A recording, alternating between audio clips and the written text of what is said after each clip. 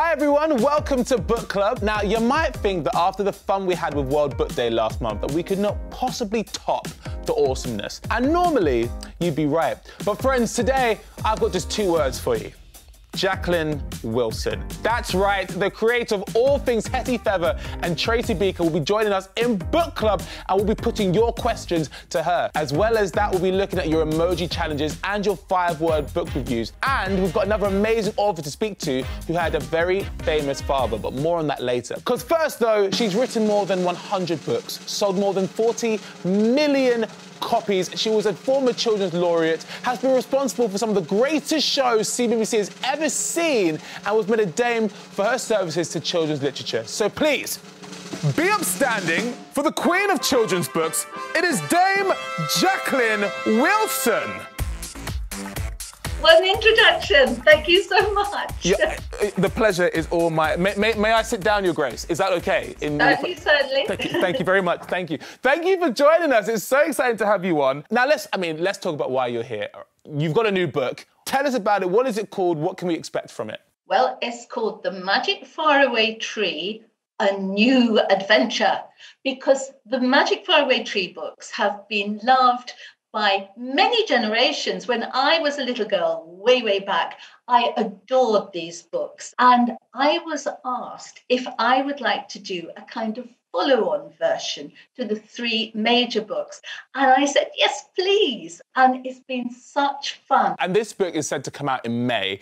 This is very rare that you are right, that you, like you said, you are kind of doing a follow-up of a well-established series that you didn't create. Why do you think you were asked to write this book? Why do you think it needs updating? I don't think they need updating. The first 3 by Enid Blyton herself are staying exactly as they are now. They've never gone out of print. So, 1 or 2 tiny bits have changed, like the food that the children eat, because when they were published long ago, pink blancmange was a great favourite. And modern children now haven't got a clue what pink blancmange is.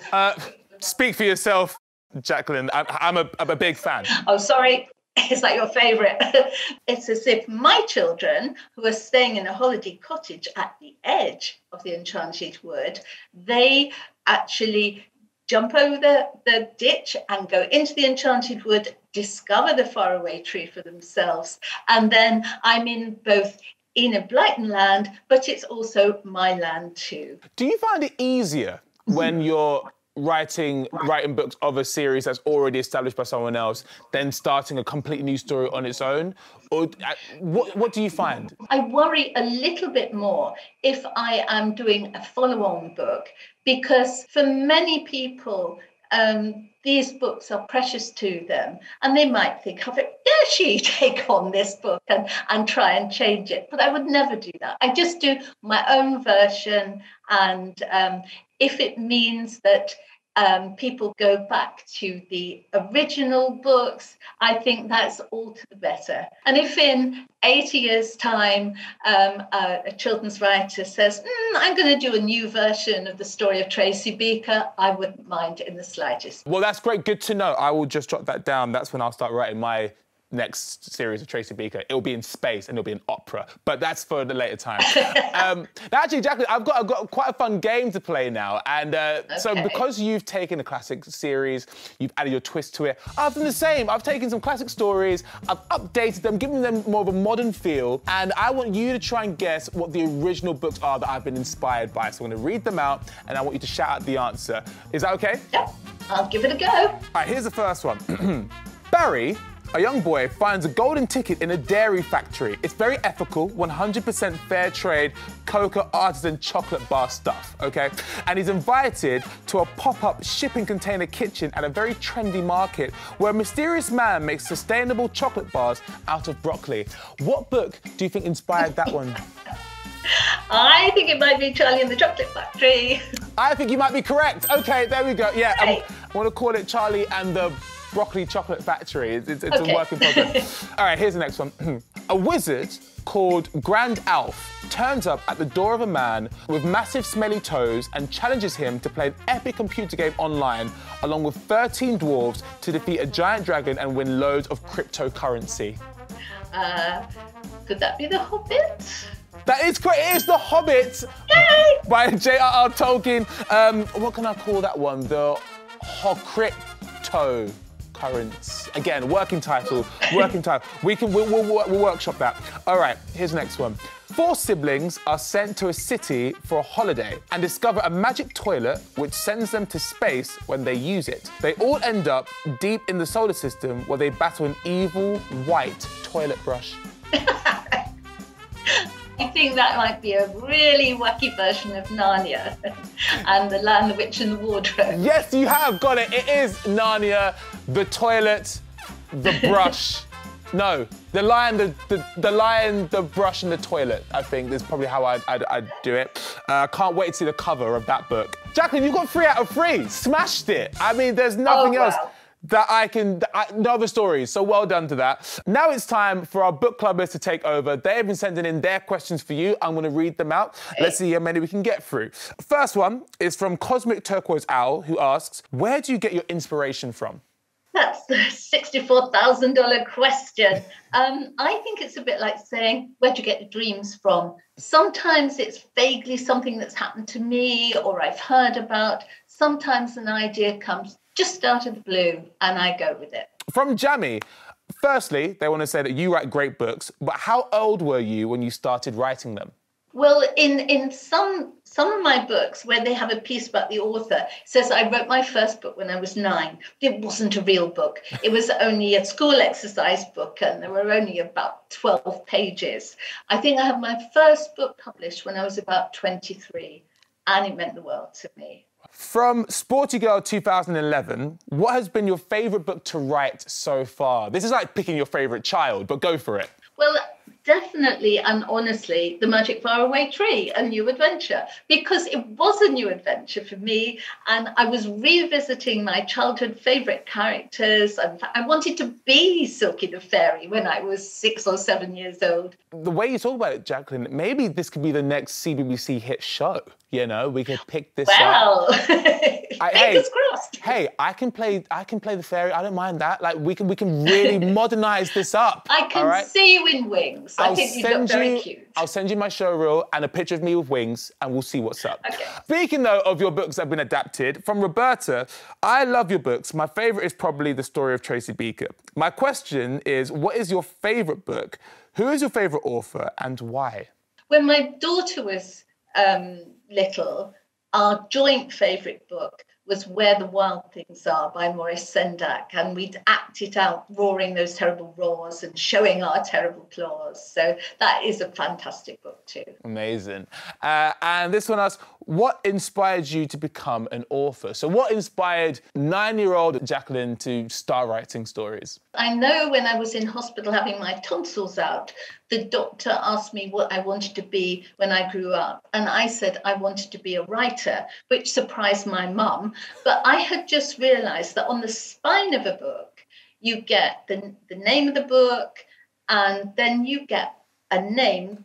It's actually the author's name. And I realised that these magic books that I just started to look at and read and enjoy were actually written by all different people.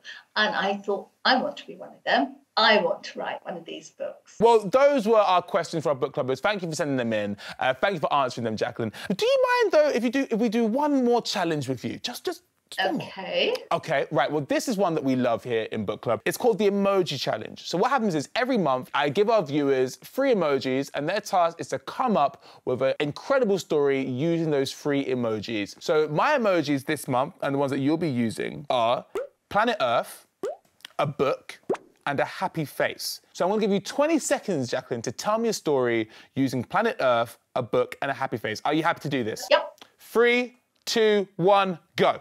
Girl decided that she liked looking at the stars, she liked finding out about space, and she also liked writing, didn't know what to do, but then she wrote a book about the planet Earth and all the other planets that revolved around. I love that. Is there a name you could give to this story? Just a quick name? Double choice. Double choice. I like it. Coming to all good bookstores very, very soon. Jacqueline, thank you so much for being such a good sport. Will you come and join us again in Book Club soon? I would love to. It's been great fun talking to you. It's been awesome having you on as well. Thank you so much, Jacqueline. Thank you. What a lovely interview. Gotta love Jackie W, a true book club legend. Now, we just saw Jacqueline there take on the Emoji Challenge, but we're also keen to see how you lot have gotten on. So here are a few of your stories. Once upon a time, there lived a happy face emoji. So one day he read a book about how to protect the earth, and the book said, recycle more. So that's what the happy face emoji did. Now the earth is a bit better. That's a lovely story. I love a happy ending. This one from Dino Cat Dude. A happy person wrote a book. It was the best book ever written. Suddenly, the earth exploded, the end. I guess that's what we call a tragedy. Very Shakespeare, that. Red Panda, 123456. You are reading a book about Earth, a far-off place, and you wonder if you can ever visit. You wait many years, then one day, a smiley face comes and gives you a lift to the moon. I mean, yes, a smiley face gives me a lift to the moon for free. I'm taking it. Thank you so much for your amazing emoji stories. But now it's time for a new set of emojis for the new month. And this month, in honor of Jacqueline Wilson, the emojis are a beaker cup, because of Tracy Beaker, a tree, because of the Magic Faraway Tree, and a magic wand, because she's such a magician with words. So, there are your emojis. Get inspired, get writing, and we can be reading your stories next time on Book Club. And to send in your emoji stories, simply click here on the CBBC website. Now, our next guest has written many children's books about science, which comes as no surprise as her father was one of the most famous scientists in the world, Stephen Hawkins. Lucy Hawkins, welcome to CBBC Book Club. How are you? Hello, good morning. It's really great to be with you. Thank you so much for having me here. No, the pleasure is all ours. Now, why don't you start by telling us all about your new book? What is it called and what can we expect from it? Okay, so this is my new book here. It's called Princess Olivia Investigates the Wrong Weather. And what it is, it's storytelling about climate change, but it's also about a young girl and her challenges and adventures as she tries to fit into a completely new world. But then the world isn't as she expected it. And she starts to realise that something is very, very wrong in this environment. She starts looking around herself and thinking, what has happened to the weather? And of course, that leads us into talking about climate change through the eyes of a young girl experiencing the world and asking really deep questions and trying to find the answers. It's no surprise that you're writing amazing books about science, Lucy, given that your father, Stephen Hawking, was an incredible scientist that was world-renowned. But was he the main reason you got into science? So I grew up with science all around me. My father's a scientist. My mother's very interested in science. My dad had loads of friends who were all scientists, and they'd all come around in the evening and they'd talk about their work, but they'd talk about it in ways that were really fun and interesting and engaging for a kid. And so in telling stories about science, I've tried to recreate that feeling like this is an adventure. This is really cool. We can do this together. We can go on these journeys and we can understand it. Can you tell us a bit about George's Secret Key to the Universe? Now, you wrote this one with your dad. What was this book about? That was a really cool and fun book to write. And it all started when a young boy asked my father what would happen to him if he fell in a black hole. And my father said to him, oh, you'd be turned into spaghetti. And I thought, well, that's kind of hilarious and it's brilliant. And it's true. And I also thought this is a story. We need to tell a story. We need to take kids out there into the universe and allow them to experience it. And that will help them to understand. So George's Secret Key to the Universe was the first of what turned into a series of 7 books. What was it like writing with your dad? Was he good at kind of sharing the ideas? Would you sometimes clash over maybe scientific ideas? You think, actually, I don't think that would work. He'd go, I'm the scientist. What are you talking about? How was it like writing with him? Well, it was really hilarious because he'd actually never written fiction before. So at first he was a bit questioning. He was like, well, he'd done a lot in public engagement with science, but he'd never actually written a plot line. And so I had to go away and write the first 3 chapters of the book to convince him. And I put a pig in the first 3 chapters because he really just liked pigs. His grandparents were pig farmers. And so he just had this lifelong fondness for pigs. So I put a pig in to try and grab his interest. And then he got really into it and he started coming up with plot lines and coming up with characters and then saying, oh, no, I don't think George would say that. But there was one point that we clashed on, which is that he wouldn't allow me to include anything that hadn't actually happened. Therefore, the kids were never allowed to meet an alien. And I was very sad about that. What? I know, right? But that's what science fiction is. It's science fiction. Aliens are science fiction. I know, but he said this is science faction. We're taking elements of science fiction and we're combining them with fact. So no, you may not have an alien. I want to complain, but his wordplay is excellent, and I can't fault that. So science faction, okay, sir, we will honour that. Now, Lucy, on CBBC Book Club, we ask our viewers to send in 5-word reviews of books that they've read. So my challenge to you is, can you review your book in 5 words? Science Princess explores climate change. Amazing. Done. Wow. I mean, expertly done. Lucy, thank you so much for joining us. You've been an amazing guest. Please join us again soon. That was really fun. Thank you so much. Great to catch up with Lucy there and hear her 5-word book review. Now, you've also been sending in your 5-word book reviews, and you have not disappointed. I'm very excited to read them, so here they are. From Cloud Horse, who reviews Harry Potter, Cool Boy on Cool Adventure. It's almost like he's gone to the Arctic, but I'm down with that. From Elvira, the Heirs of the Night fan, who reviews Arsenic for Tea by Robin Stevens, which is the sequel to Murder Most Unladylike. 2 girl detectives solve poisoning. Sorted. Like, on the tin, that. I love that. Sparkle Pony reviews Ravensgate by Anthony Horowitz. Magic Boy closes Evil Gate. Again, does what it says on the tin. I like that. It's simple, it's easy, it's effective. Now, I want more of these reviews. In fact, I want more of everything for Book Club. So here's how you can get involved. Get your phone or tablet and search CBBC Book Club, and it should take you to this page. And from here, you can scroll down and see all the great ways you can get involved. And the next time on Book Club, we'll be asking your questions, showing your selfies, or even reading out your 5-word book reviews. But right now, that is it for Book Club. But you can find way more fun stuff to do with books over on the Book Club website. But until then, see ya.